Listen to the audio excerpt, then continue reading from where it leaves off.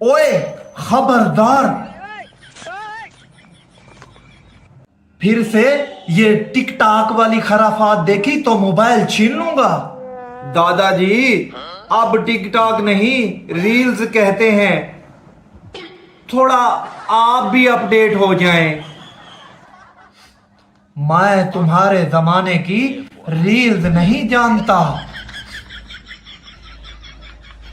मेरे जमाने में तो रेलगाड़ी चलती थी, उसी रेलगाड़ी पर बैठकर आपने दादी अम्मा को प्रपोज किया था। खबरदार, अगर दादी का नाम जबान पर लाया तो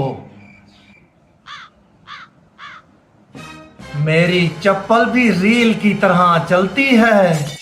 चप्पल की ऐप भी आ गई है क्या? दादा, चप्पल ऑनलाइन मारेंगे क्या?